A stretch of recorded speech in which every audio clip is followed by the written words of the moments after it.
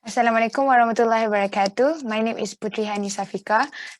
Today I will be presenting on the question number 3, which is the question is on the changes of the company winding up procedure after the introduction of the Companies Act 2016.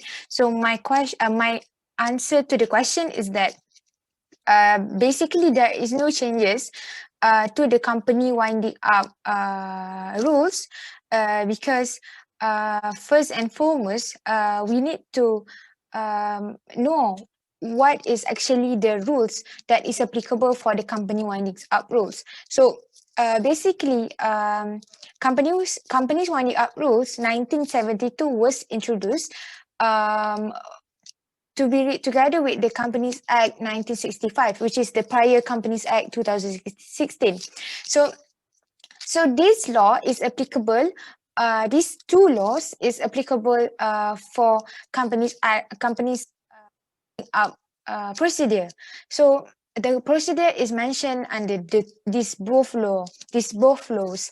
So however, after the introduction of the Companies Act 2016, there is no new rules, which is companies winding up rules 1972 was being introduced as for the Companies Act 2016.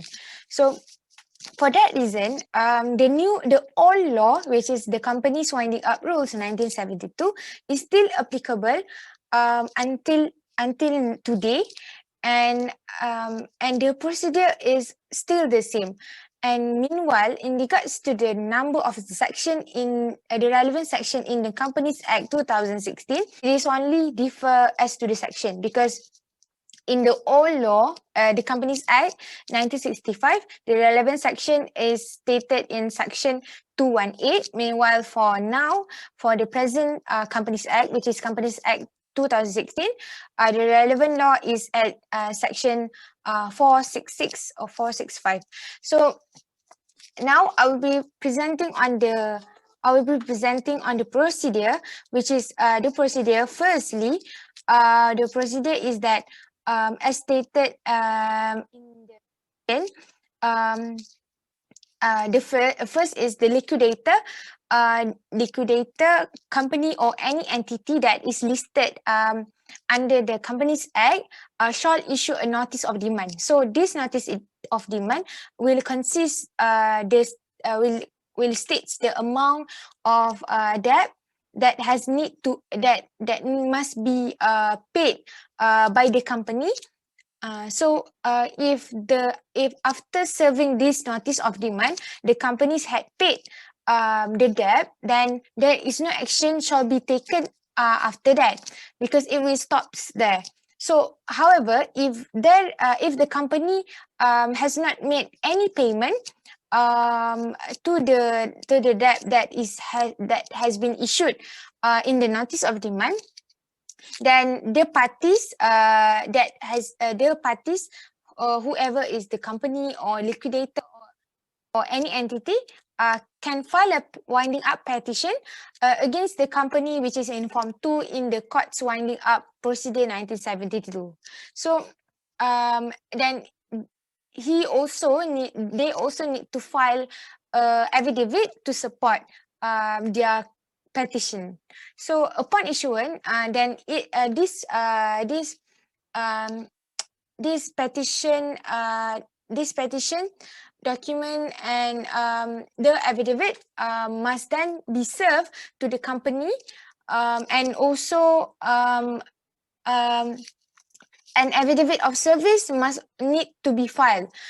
And at this juncture, the advertisement shall be done in the local newspaper. So if the company wants to, after the advertisement has been made, if the company itself wants to appear during the hearing, he must serve his intention to appear in Form 8, and they can fill affidavit to oppose the petition, which is at least 7 days before the hearing. So then the hearing will be conducted, and and the court will either granted the petitioner petition, or dismiss the petition.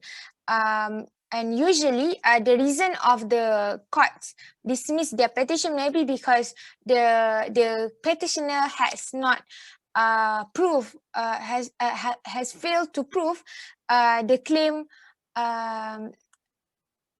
of that. So, however, if the court granted the petition, court will then appoint a liquidator. And usually, if the company has not nominated any names in his and at this juncture, and it is morely on enforcement as to the court orders in during the hearing. So the liquidator will basically force the company to work on identifying the creditors, debtors, and contributors of the firm in order to realize the distribution of the assets and any cash that exists. So he will manage. The liquidator will manage the payment of debt to the creditors that already submit the proof of debt to the liquidator. So the creditor must also need to show evidence for his proof of debt, because it is the power. It is the right of the liquidator to dismiss any claim by the creditors if they fail to prove. If they fail to provide any voucher or any receipt as to the proof of that, as to support their proof of that. So that's all in regards to the procedure, and basically this procedure is still applicable until now because there is no new rules as to the winding up companies winding up rules 1972. And if one day there is a new rules being introduced, then the new rules will be applicable for the procedure of the winding up rules.